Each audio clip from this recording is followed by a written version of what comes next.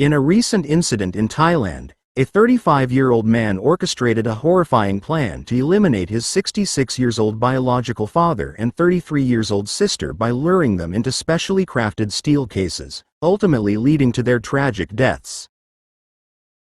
Since he was living with his family, they were in touch and they'd interact with each other regularly, but lately he had consistent arguments and disagreements on various subjects, up to a point where his father would tell him, "I will cut you out of my inheritance."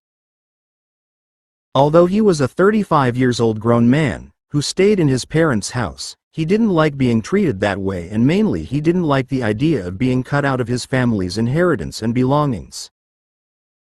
He had to do something, and he chose the worst possible solution.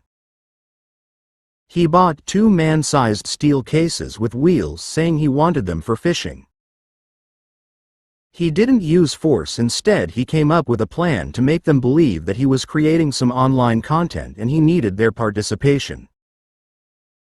Then, he convinced his unsuspecting father and sister to enter the boxes. His plan was mostly done, only one final part was left. He locked the boxes and chained them to make sure they couldn't get out. As he started pushing the heavy steel boxes into the pond in their backyard, his father and sister started shouting and begging him to let them out. Some locals happened to hear noises and tried to come down the pond to see what happened, but the guy shouted, stopping them from coming near, saying he was half nude and hadn't worn clothes properly, as if he was bathing in the pond. The most terrible part was that he stood there watching until both of them suffocated, drowning and losing their lives. At the end, some were skeptical and called the police to check because they remembered seeing steel cases on the pond. The man confessed he planned and killed them out of fear that he might be eliminated from his family's inheritance, as he was often threatened by his dad. Now you might say this is as bad as it gets, but just wait for the second incident. The horrifying discovery happened in the gas station in Mexico, where a woman was working as semi-truck inspector, but this truck wasn't your usual truck. As she pulled over the truck, she asked a couple of routine questions and went over some formalities, but the driver's actions and motions made her suspicious, as he was sweating terribly and slurring his words. Apart from that, she noticed that truck's back door was slightly open, so she decided to take a look. As she slightly opened the door, she immediately burst into tears. Inside, she saw hundreds of children's bodies piled on top of each other. She also saw blood on floor, and that's when she noticed the huge plastic bags that were filled with small livers, arms, legs, other body parts, and even heads. She lost hold of herself and started shouting and crying as hard as she could.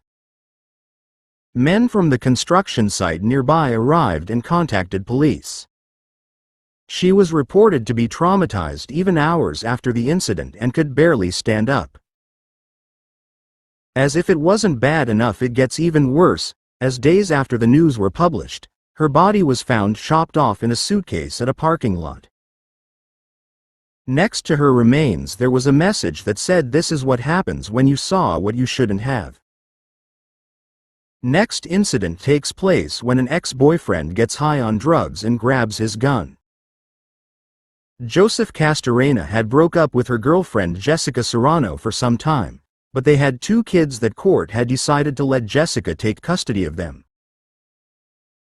Joseph had restraining order from Jessica because of their last interaction, which Joseph grabbed her and pushed her into his car and threatened her with a gun pointing to her head. It isn't reported what his request was, but it was about their disagreement on children's custody, and Joseph had also mentioned in reports that many times he had created fake Facebook accounts and asked her out, and she had accepted all the times. He would go to meet up locations and confront her all the time, and there would be another fight. Also, the day before the incident happened, their children were removed from Child Protective Services, and all these events could be the trigger to what was Joseph about to do. Jessica was living with her parents and her twin sister, which was married, and her husband was also living with them, along with Jessica's 2 kids. The day of the accident in October of 2022, as she was in restroom, she noticed Joseph's car keys in his jacket. She quickly panicked and called the 911 as he had a restraining order and he shouldn't have been in her house. Let's listen to the call made by her to the police station. What is your first and last name? Jessica Serrano. Tell me exactly what happened, Jessica. My ex-boyfriend has restraining order and he's not supposed to be here around me with this house. And I just found his jacket here, his jeans, and his keys here. Okay. In my closet, hiding. Okay. And I believe he's in the house hiding somewhere. Because he wouldn't leave his Hummer keys laying in my house. Okay. Give me 1 second. Okay. Is there anybody that saw him in the house at all? That what? Sorry. Did anybody see him inside the house? No, but his stuff is here. Okay. Got it. Did you look around? Did you see him at all or anything? No. Okay. Okay. Bear with me 1 second, okay? So we believe he's hiding somewhere. Okay. How many people are in the house with you right now that you know of? 4. Okay. Do you have cameras around your house? Yes, we do. Okay. Did you see anything on the cameras? I don't. Not at the moment. I haven't because my sister's the one that has the cameras.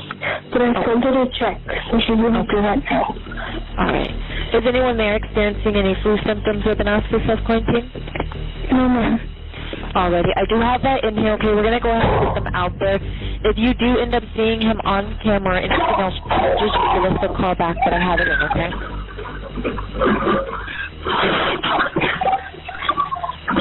What's going on, Jessica? Oh my God! There's shots fired at my house! Okay, what's going on? I don't know, I can't lost myself in the restroom. Help now! Stay on the phone with me. Help now! Stay on the phone with me.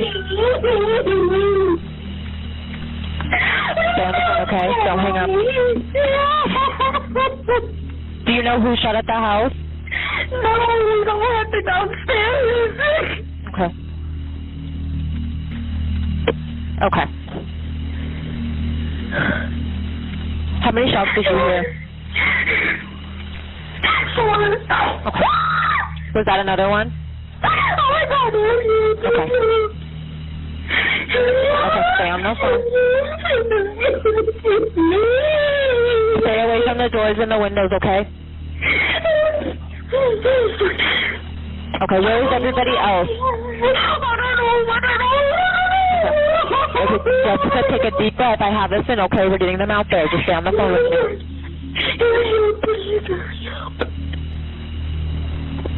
Okay. Who's that in the background? Is there anybody with you? I don't know. No one's with me right now. Okay. Do you know who's that yelling in the background? Okay.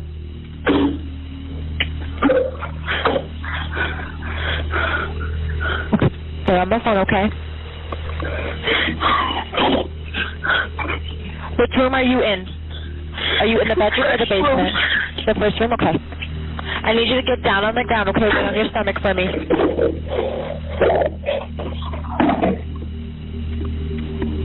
Okay. I need you to say it a little bit louder if you can.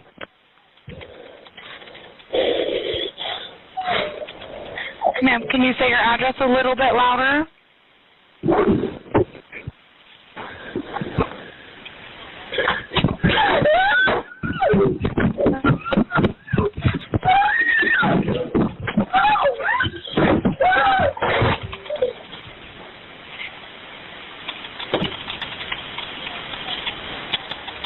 Hello?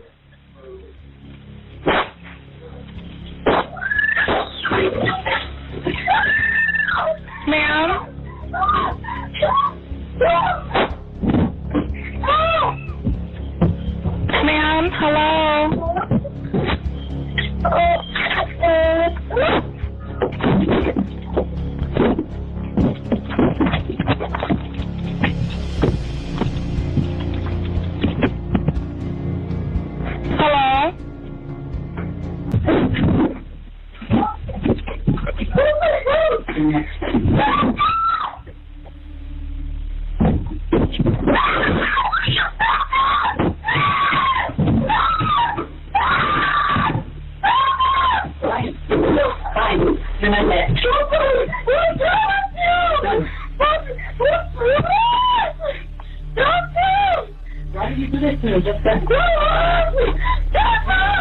I'm no good.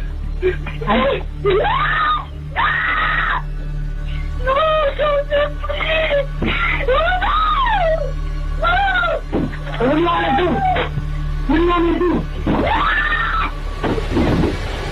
I can't.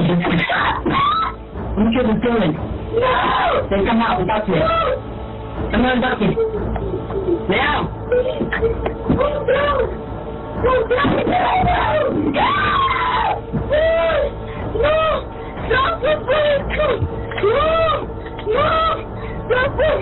Stop it! Please! No! Just stop! No! No! No!